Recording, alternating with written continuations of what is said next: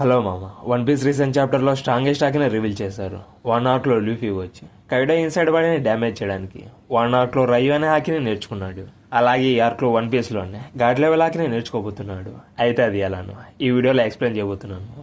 ఈ వీడియోని లాస్ట్ వరకు చూసి లైక్, కామెంట్ అండ్ మీ ఫ్రెండ్స్కి కూడా షేర్ చేసి మా ఛానల్కి సపోర్ట్ చేయండి. అలాగే డిస్క్రిప్షన్ అండ్ కామెంట్ బాక్స్లో ఇన్స్టాగ్రామ్ పేజ్ని లింక్ పెట్టండి. అందులోని వీడియోస్ని చేసి నచ్చితే ఫాలో అని మామ.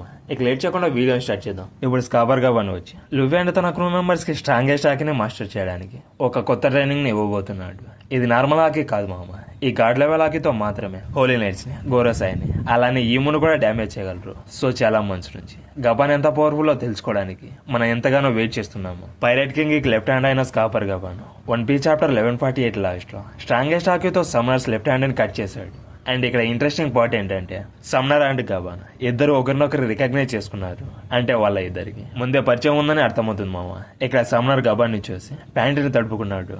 అలాగే సమ్నర్ వచ్చి ఇక్కడ ఉన్న అందరి హోలీ నైట్స్ కంటే చాలా old. So 38 years back summoner engage లోనే గాడ్ వ్యాలీలో గబాన్ని ఫేస్ చేశాడని అనిపిస్తుంది. లేదా Gaban VS rock pirate fight ని డైరెక్ట్ గా చూసినట్టు ఉన్నాడు. ఒకసారి తన ఎక్స్ప్రెషన్స్ చూడండి. సమ్నర్ కి తన లెఫ్ట్ ఆర్మ్ రీజనరేషన్ అవ్వలేదన్న బాధ కంటే గబాన్ మీద తనకి చాలా ఫియర్ ఉన్నట్టు ఉంది. దాంతోనే మనకి అర్థమవుతుంది స్కాపర్ గబాన్ ఎంత డేంజరస్ అని. ఒకసారి లూఫీ విఎస్ గబాన్ ఫైట్ లో చూసుకుంటే గబాన్ లూఫీ మీద స్ట్రాంగెస్ట్ ఆకితో అటాక్ చేసినప్పుడు జోరో వచ్చి ఆ అటాక్ నుంచి ఎస్కేప్ అవ్వమని గట్టిగా అరుస్తాడు.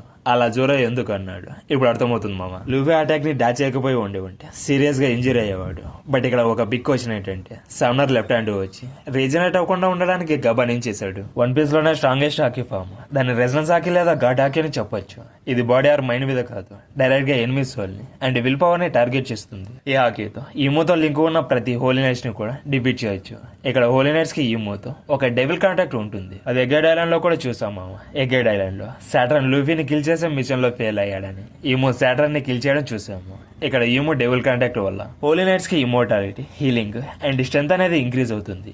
ఈమో 900 years బ్యాక్ ఇమోర్టాలిటీ సర్జరీ చేసుకున్నాడు. ఈ సర్జరీ వల్ల ఈమోకి ఒక యూనిక్ పవర్ అనేది వచ్చింది. తన ఓన్ లైఫ్ ఫోర్స్ ని, స్ట్రెంత్ ని అలాగే రీజనరేటివ్ పవర్స్ ని కూడా వేరే వాళ్ళతో షేర్ చేయడం పాసిబుల్ అవుతుంది. హోలీ నైట్స్ కి హీలింగ్ అండ్ ఇమోర్టాలిటీ ఉండడానికి రీజన్ వచ్చి ఈమో తన ఎసెన్స్ ని వాళ్ళతో పంచుకోవడము. ఇప్పటి వరకు ఒక హోలీ నైట్ ని కూడా చంపడం జరగలేదు మామ. బట్ ఒక గోరసాయిని చంపాడు.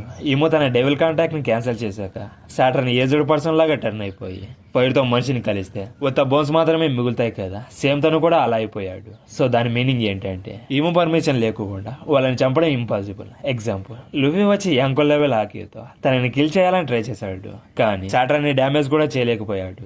ఇక ఫైట్ లో లూఫీ వచ్చి సాటర్న్ ని చంపడానికి ట్రై చేయకుండా తనని బ్యాక్ వచ్చేయడం మీద కాన్సన్ట్రేట్ చేశాడు. బట్ గబాన్ రూల్స్ ని బ్రేక్ చేశాడు. అయితే ఇది నార్మల్ కాంకరర్స్ ఆకి కాదు మామ, గాడ్ లెవెల్ ఆకి. ఈ స్ట్రాంగెస్ట్ ఆకి వచ్చి ఈమో అండ్ హోలీ నైట్స్ మధ్య ఉన్న బాండ్ ని బ్రేక్ చేయగలదు.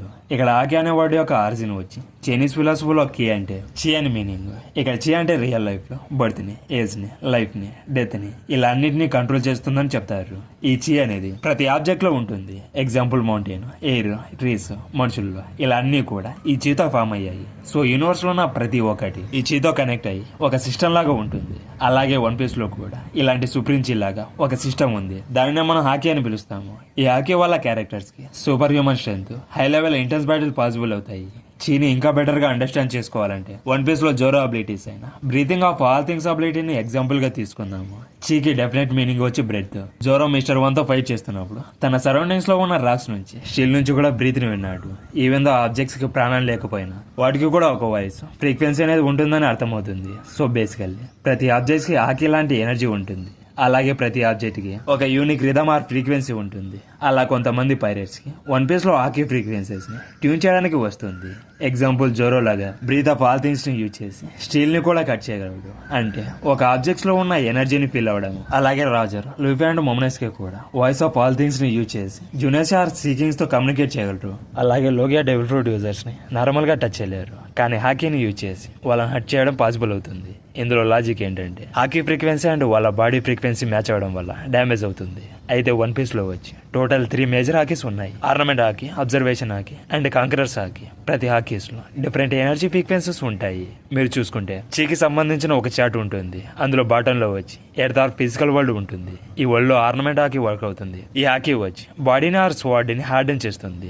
అలాగే రయు హాకీని యూజ్ చేసి బాడీని ఇన్సైడ్ లో కూడా డ్యామేజ్ చేయొచ్చు. ఇక చాట్ టాప్ లో వచ్చి మెటాఫిజికల్ ఆర్ డివైన్ వరల్డ్ ఉంటుంది. ఇక్కడ ఎర్త్లీ హాకీని హెవెన్లీ హాకీ లాగా టర్న్ చేసి కాంకర్స్ హాకీలోకి ట్రాన్స్ఫార్మ్ చేస్తుంది. ఇది ఫిజికల్ ఫామ్ లో కాదు మామ, స్పిరిచువల్ ఫామ్ లో ఉంటుంది. అయితే ఈ కాంకర్స్ హాకీ వచ్చి కొంతమంది మాత్రమే యూజ్ చేయగలరు. సో సింపుల్ గా చెప్పాలంటే ఆర్నమెంట్ హాకీ వచ్చి ఫిజికల్ లెవెల్లో వర్క్ అవుతుంది. అబ్జర్వేషన్ హాకీ వచ్చి మెంటల్ ఆర్ సెన్సరీ లెవెల్లో వర్క్ అవుతుంది. అలాగే కాంకర్స్ హాకీ వచ్చి స్పిరిచువల్ ఆర్ డివైన్ లెవెల్లో వర్క్ అవుతుంది. అండ్ ఇవన్నీ డిఫరెంట్ ఫ్రీక్వెన్సీస్ లోకి టర్న్ అవుతాయి. వన్ పీస్ లోని ఆబ్జెక్ట్స్, హ్యూమన్స్, ఈవెన్ నేచర్ కూడా చీతో ఫామ్ అయ్యాయి. సో వన్ పీస్ లో ఉన్న ప్రతి ఒక్కటి హాకీతో కనెక్ట్ అయి ఉన్నాయి. ఈ హెవెన్లీ పవర్ అంటే వేరే ఏం కాదు మామ, conqueror's haki. But one piece వల్ల అది కింగ్స్ హాకీగా మాత్రమే మనకి తెలుసు. కానీ ఇప్పుడు గబాన్ యూజ్ చేస్తున్న లెవెల్ వచ్చి గాడ్ లెవెల్ హాకీ. ఈ level of haki supreme king కన్నా ఇంకా అబోలో ఉంటుంది. ఇది real world physics and eastern philosophy నుండి ఇన్స్పైర్ అయ్యి క్రియేట్ చేసిన కాన్సెప్ట్ ఈ residence haki or god haki. ఈ హాకీ వచ్చి ఈమో సమ్మనర్ కి ఇచ్చిన పవర్స్ ని బ్రేక్ చేయడం కోసం లేదా డిస్టర్బ్ చేయడానికి యూజ్ అవుతుంది. ఒకవేళ వన్ పీస్ లోని ఆబ్జెక్ట్స్, పీపుల్స్, ఈవెన్ పవర్స్ కు కూడా వైబ్రేషన్ ఆర్ మూమెంట్స్ ఉన్నాయని ఇమాజిన్ చేసుకుంటే ఇమోటాలిటీ స్టేబుల్ లో ఉంటుంది. అంటే ఎప్పటికీ చేంజ్ అవ్వకుండా పర్ఫెక్ట్ గా బ్యాలెన్స్ లో ఉండే వైబ్రేషన్.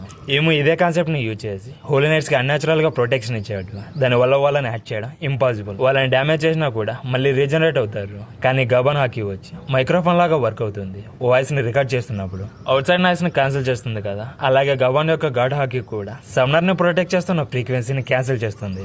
అంటే సమ్నర్ లో ఉన్న ఇమ్మోర్టాలిటీ స్టేట్ ని బ్రేక్ చేశాడు. అంటే తను హట్ చేసిన పార్ట్స్ ని మళ్ళీ రీజనరేట్ చేయలేడు. ఈ ఎల్బార్క్ లో గాడ్ లెవెల్ హాకీని లూవే అండ్ తన క్రూ మెంబర్స్ కి నేర్పించే ఛాన్స్ ఉంది మామ. దీని మీద మీ ఒపీనియన్ కామెంట్ సెక్షన్ లో చెప్పండి. ఈ వీడియో మీకు నచ్చినట్లయితే please guys like, comment and me friends కూడా షేర్ చేసి మా ఛానల్ కి సపోర్ట్ చేయండి. నెక్స్ట్ వీడియోతో మళ్ళీ కలుద్దాం. Until then bye.